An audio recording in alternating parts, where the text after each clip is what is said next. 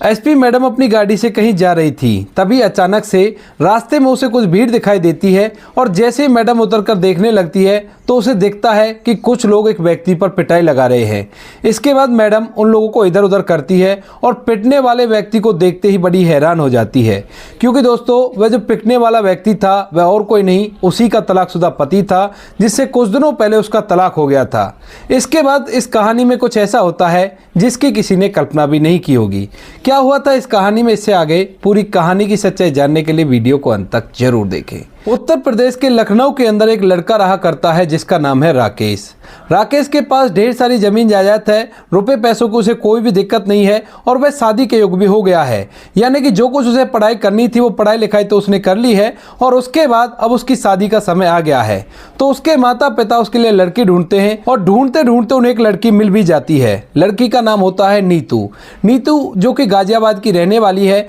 और पढ़ी लिखी है, उसने ग्रेजुएशन कर ली है और ग्रेजुएशन करने के बाद उसके माता पिता उसके लिए भी शादी के लिए लड़का ढूंढने लगते हैं। तो दोनों के घर वालों को एक दूसरे का रिश्ता पता चल जाता है और उसके बाद दोनों की एक दूसरे से शादी तय करा दी जाती है, क्योंकि नीतू के माता पिता के पास भी ठीक ठाक जमीन जायदाद थी और इधर जो राकेश है उसके पास भी ठीक ठाक जमीन जायदाद है। तो इसके बाद वो लोग दोनों की शादी करा देते हैं और शादी होने के बाद नीतू राकेश के घर में पहुंच जाती है। वहां जाने के बाद अच्छी तरह से राकेश के घर को संभालने लगती है और कोई भी कैसी भी दिक्कत नहीं होती है। नीतू का पति राकेश नीतू से प्यार किया करता है और उसकी हर छोटी मोटी इच्छाओं की पूर्ति किया करता है। इसके बाद एक दिन अचानक से नीतू की एक फ्रेंड जो कि पढ़ने लिखने में काफी ज्यादा होशियार थी और वह पढ़ लिख कर एक बड़ा अधिकारी बन गई थी, वह उससे मिलने के लिए आती है और जैसे ही वो उससे मिलने के लिए आती है तो उसके ठाट बाट देखकर नीतू के दिल में भी बड़ा अधिकारी बनने की इच्छा जाग जाती है, क्योंकि उस टाइम पर जब वो दोनों पढ़ा करती थी तो नीतू उस लड़की से ज्यादा होशियार थी, लेकिन आज वो एक बड़ी अधिकारी है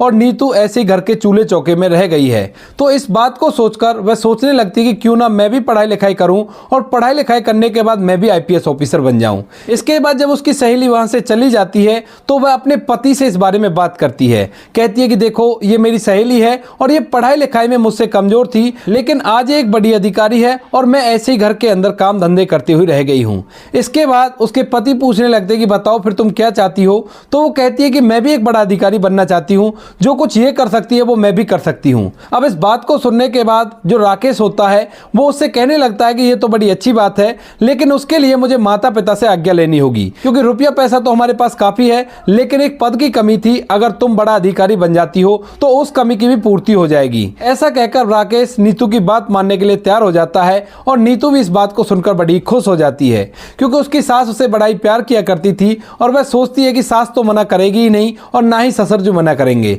इसके बाद जब राकेश एक शाम को अपने माता पिता से पूछ बैठता है कि मैं नीतू को पढ़ाना चाहता हूं, तो उसकी माँ की भौहें चढ़ जाती हैं। लेकिन जब बेटा बताता है कि मैं भी यही चाहता हूं कि वो पढ़ाई लिखाई करे और पढ़ लिख कर एक बड़ा अधिकारी बने, तो माँ को मजबूरन अपने बेटे का कहा मानना पड़ता है, क्योंकि राकेश अपने घर की इकलौती संतान है और वो लोग किसी भी तरह से उसे परेशान नहीं देखना चाहते। इसी वजह से माँ भी कह देती है कि कोई बात नहीं बेटा, अगर ऐसी बात है तो ये पढ़ाई लिखाई कर लेगी, घर का काम ही कितना है उसे मैं अपने आप कर लिया करूंगी। ऐसा कहकर माता पिता ने इस पढ़ाई लिखाई को करने की अनुमति दे दी थी और राकेश नीतू से पढ़ने लिखने के लिए कहने लगता है। इसके बाद जब नीतू कोचिंग के लिए बोलने लगती है तो राकेश उसकी इस बात के लिए भी एग्री हो जाता है और कहता है कि ठीक है, अगर ऐसी बात है तो बताओ कौन से कोचिंग सेंटर में तुम्हें एडमिशन लेना है और इसके लिए कितना पैसा खर्च आएगा। यह बात देखकर नीतू अपने पति से और भी ज्यादा प्यार करने लगती है, क्योंकि वह किसी भी बात के लिए उसकी मना नहीं करता है और वो सोचने लगती है कि ऐसा जीवन साथी मिलना बड़ा ही मुश्किल है। इसके बाद जो राकेश होता है नीतू का एक कोचिंग में एडमिशन करा देता है और उसे पढ़ने लिखने के लिए छोड़ देता है। घर का पूरा काम सास किया करती और नीतू वहां पर रहकर पढ़ाई किया करती। धीरे धीरे समय बीतता है और समय के साथ साथ एक साल व्यतीत हो जाता है, लेकिन इस बार जब नीतू ने एग्जाम दिया था तो पहली बार में ही वो रह गई थी और उसका प्री एग्जाम तक भी क्वालिफाई नहीं हुआ था। अब इस बात को देखने के बाद नीतू थोड़ी सी मायूस होती है और उसके बाद अपने पति से कहने लगती है कि इस बार तो मेरा रह गया है, लेकिन दोबारा से मैं इसको जरूर कर दूंगी और कोई भी कैसी भी दिक्कत नहीं है। अब इस बात को उसका पति तो मान जाता है, यानी कि राकेश तो इस बात के लिए एग्री हो गया था, लेकिन जो नीतू की सास थी वो कहने लगती है कि इस तरह से कैसे होगा, मैं कब तक घर का काम करूंगी, बहू ये तेरे बस की पढ़ाई लिखाई नहीं है, अगर तू इसमें थोड़ा बहुत भी करती तो भी हम मान लेते, लेकिन ये चीज तुझसे नहीं हो पाएगी। नीतू अपनी सास से रिक्वेस्ट करने लगती है, कहती है कि माँ जी आप चिंता मत करो, इस बार में मैं पक्का कर दूंगी, मैंने खूब सारी मेहनत की है और जब मेरी सहेली कर सकती है तो मैं इस टेस्ट को क्यों नहीं कर सकती। दरअसल नीतू को पढ़ाई छोड़े हुए 2 साल हो गए थे और इन 2 सालों के गैप की वजह से ही उसके साथ ये सब कुछ हो रहा था।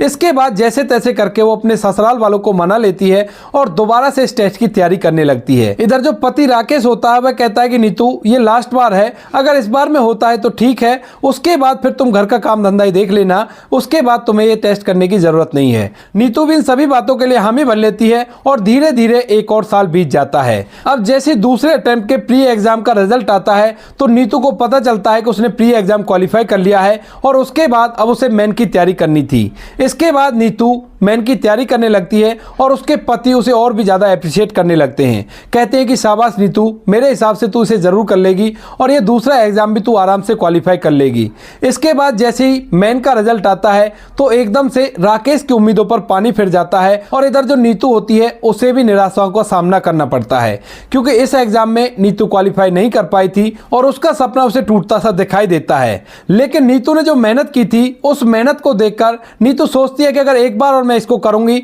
तो इसको जरूर से क्वालिफाई कर लूंगी और इस बारे में वो अपने पति से बात करने लगती है। लेकिन इस बार उसका पति उसे साफ साफ मना कर देता है और कहता है कि नहीं नीतू ऐसा नहीं होगा, घर वाले भी खिलाफ है, उनके खिलाफ जाकर मैंने एक मौका तुझे दे दिया है, लेकिन इसके बाद मैं अब तुम्हें मौका नहीं दे सकता। इस बात को सुनने के बाद नीतू को यह बात बुरी लगती है और कहने लगती है कि नहीं राकेश, मैंने बहुत ज्यादा मेहनत की है और मैं तो इसे एक बार करके रहूंगी। अब जब राकेश की बात नीतू नहीं मानती है तो उसके बाद राकेश को गुस्सा आता है और वह चिल्लाकर नीतू से कहने लगता है कि अब मैंने तुमसे कह दिया ना इसे बंद कर दो, तो तुम्हें ये बंद ही कर देना चाहिए। लेकिन अब तक नीतू के ऊपर इस बात का जुनून सवार हो गया था कि वो कैसे भी करके इस टेस्ट को क्लियर करेगी और एक बड़ा अधिकारी बनेगी। तो इसी वजह से वह अपने पति से उल्टा सीधा बात करने लगती है और कहती है कि मैं तो इस टेस्ट को कर रहूंगी, तुम चाहे जो भी कर लो। अब जब राकेश की माँ इस बात को सुनती है कि बेटे की बहू उससे उल्टी जबान लड़ा रही है तो वह एकदम से वहां पर आ जाती है और अपने बेटे से कहने लगती है कि बेटा बस इसी तरह से रहना है क्या, इस तरह से तुझसे जबान लड़ाएगी तो फिर तू क्या कर लेगा। अब यह बात सुनकर जो राकेश होता है वह अपनी पत्नी को धमकाने लगता है, लेकिन उसकी जो पत्नी होती है वो फिर से उससे जबान लड़ाने लगती है। अब यह सब कुछ देखकर राकेश और नीतू के बीच में परिस्थितियां ऐसी पैदा हो जाती हैं कि जो राकेश होता है वो नीतू पर हाथ उठा देता है। अब जैसे राकेश ने नीतू पर हाथ उठाया था तो उसे इस बात का बड़ा ही बुरा लगता है और वह सीधा अपने पिता के पास फोन कर देती है और रूठ कर मायके चली जाती है। अब राकेश के यहाँ से नीतू रूठ कर चली गई थी और वहीं पर जाकर बैठ जाती है। उसका पिता उसे समझाने की कोशिश करता है कि बेटी ऐसे झगड़े हर घर में हो जाया करते हैं, लेकिन इसका मतलब ये नहीं होता कि तुम रूस कर यहाँ पर आ जाओ और अपने घर पर वापस जाओ ही नहीं। लेकिन नीतू अपने पिता से कह देती है कि नहीं पिताजी ऐसा नहीं है, दरअसल मैं इस पढ़ाई को करना चाहती हूँ, अगर वो मुझे इस पढ़ाई को नहीं करवाएंगे तो मैं उस घर में बिल्कुल से भी नहीं जाऊंगी। इस बात को सुनकर उसके पिता कहने लगते हैं कि बेटी अगर दामाद जी मना कर रहे हैं तो इस पढ़ाई को करने की क्या जरूरत है, वैसे भी उनके पास ढेर सारी जमीन जायदाद है तो रुपए पैसों की तो कोई दिक्कत ही नहीं होने वाली।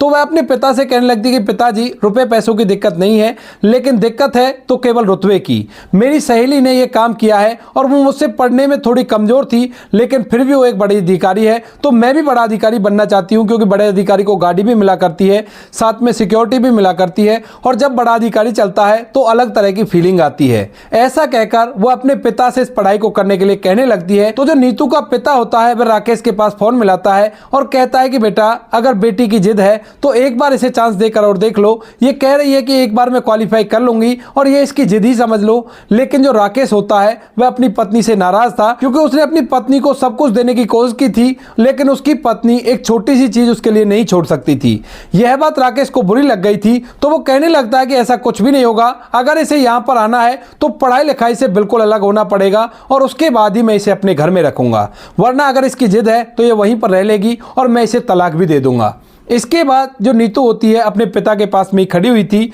और वह एकदम से फोन पर बोलने लगती है कि अगर ऐसी बात है तो मैं भी तुम्हारे पास बिल्कुल नहीं आना चाहती, बेशक से मुझे तलाक दे दो, ये भी चलेगा। अब यह बात सुनकर राकेश नाराज हो जाता है और फौरन से जाकर तलाक के लिए कोर्ट में अर्जी दायर कर देता है। इसके बाद कुछ दिनों तक कोर्ट केस चलता और कोर्ट केस चलने के बाद दोनों का तलाक हो जाता है। गुस्से गुस्से में दोनों का तलाक हो गया था और तलाक होने के बाद दोनों अपने अपने घर रहने लगते हैं। अब इसके बाद जो नीतू होती है वो बड़े अधिकारी बनने के लिए यूपीएससी की तैयारी करने लगती है और उसमें दिन रात एक करके मेहनत करने लगती है। उसका पिता सोचता है कि अगर बेटी का सपना है तो एक बार इसे कोशिश कर लेने देते हैं, वैसे भी इसका तलाक हो गया है तो कोई बड़ी बात नहीं है। इस बात को सोचकर उसका पिता अच्छी से अच्छी कोचिंग में उसका एडमिशन कराता है और वहां से वो पढ़ाई लिखाई करने लगती है। धीरे धीरे समय बीतता और समय के साथ साथ इस बार नीतू का यूपीएससी का टेस्ट क्लियर हो जाता है। उसको एक आईपीएस ऑफिसर का कैडर मिलता है और इस बात को देखकर वो बड़ी खुश होती है क्योंकि उसका सपना पूरा हो गया था, जिस सपने को वो काफी दिनों से जीना चाहती थी।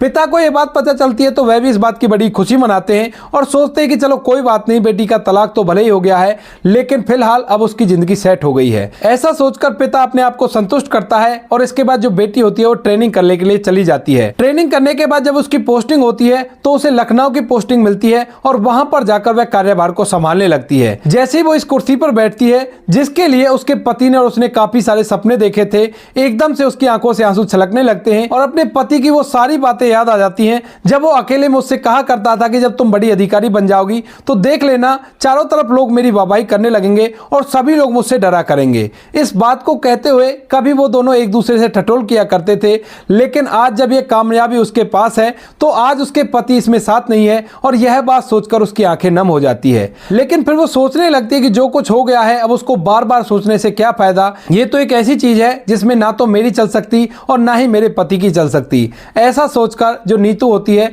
वहीं पर अपना मेहनत और ईमानदारी से काम करने लगती है और धीरे धीरे समय बीतने लगता है। अभी उसको ज्वाइन करे हुए लगभग 2 से 3 महीने हुए थे और 2-3 महीने बाद एक दिन जब वह अपने ऑफिस से अपने निवास स्थान के लिए जा रही थी तभी अचानक से रास्ते में एक सरकारी हॉस्पिटल पड़ता है। तो सरकारी हॉस्पिटल के बाहर कुछ लोगों की भीड़ एक व्यक्ति पर पिटाई लगा रही थी। एसपी साहिबा के कहने पर वो पूरी की पूरी भीड़ इधर उधर हो गई थी, लेकिन वो घायल व्यक्ति वहीं पर पड़ा हुआ था। अब जैसे ही एसपी साहिबा की नजर उस घायल व्यक्ति पर पड़ती है तो एकदम से भौचक्की सी रह जाती है क्योंकि यह घायल व्यक्ति और कोई नहीं वही राकेश था जिससे उसका काफी दिनों पहले तलाक हो चुका है और आज है यहाँ पर इस तरह की हालत में। इसके बाद नीतू के दिमाग में चलने लगता है कि ये इस तरह से कैसे है और वो सोचने लगती है कि कहीं ऐसा तो नहीं ये शराब वगैरह पीने लगे हों और इसी वजह से इनकी ऐसी हालत हो। तो इसके बाद वह उसके पास जाती है और उससे बात करने की कोशिश करती है, लेकिन ज्यादा पिटाई की वजह से वो बेहोश हो गया था और नीतू उसे उठाकर वहीं के सरकारी हॉस्पिटल में भर्ती करा देती है। जब तक उसका इलाज चलता है नीतू बाहर ही बैठी रहती है